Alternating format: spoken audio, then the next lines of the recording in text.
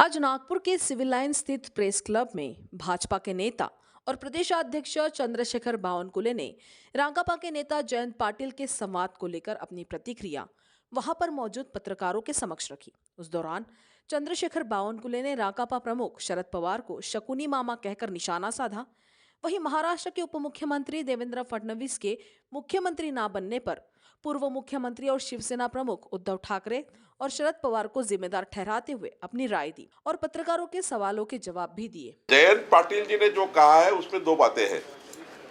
एक बात तो है कि उन्होंने जो कहा है कि ये जो महाराष्ट्र का मैंडेट है, जनता ने देवेंद्र फडणवीस को मुख्यमंत्री बनाने के लिए जो वोट दिए हैं, वो वोट्स को शरद पवार साहब ने अपमान किया और अपमान करके शरद पवार साहब शकुनी की भूमिका में थे।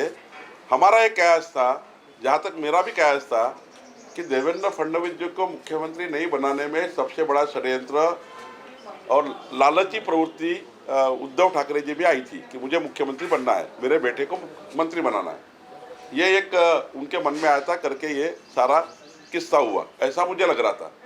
लेकिन जिस प्रकार से जयंत पाटिल जी कह रहे हैं तो उद्धव ठाकरे जी को जो कमांड कर रहे थे, वो कमांड पूरी तरह से माननीय शरद पवार साहब कर रहे थे, ऐसा उनका कहना दिखता है। तो दो बातें हैं कि शरद पवार साहब से ऐसी अपेक्षा नहीं थी, कौन से कारण से वो देवेंद्र फडणवीस जी को मुख्यमंत्री नहीं बनना चाहते, कौन सा ऐसा गुण है देवेंद्र जी में जो महाराष्ट्र के मुख्यमंत्री करके वो चलते नहीं है शरद पवार जी को। इतना सारा जनता ने मैंडेट दिया, 5 साल 14 से 19 अच्छी सरकार चलाई। 2019 में जनता ने स्वीकार किया कि हाँ, देवेंद्र फडणवीस जी ने अच्छी सरकार चलाई, इसलिए मैंडेट मिला।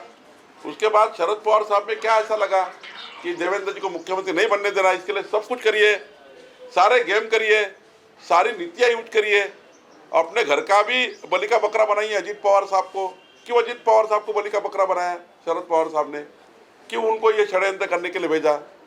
क्यों ऐसा आपत्ति आ गई थी उनके ऊपर, परिवार के ऊपर, कि उनको सरकार में जिस प्रकार से उनको ये गेम करना पड़ा?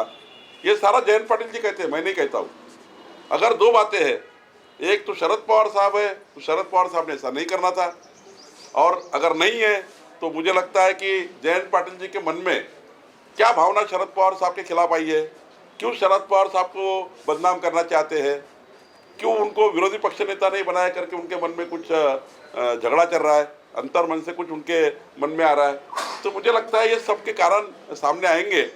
लेकिन जयंत पाटिल जी के खुलासे के बाद शरद पवार जी के पूरी भूमिका पे प्रश्न चिन्ह लग जाता है, ये तो बात पक्की है।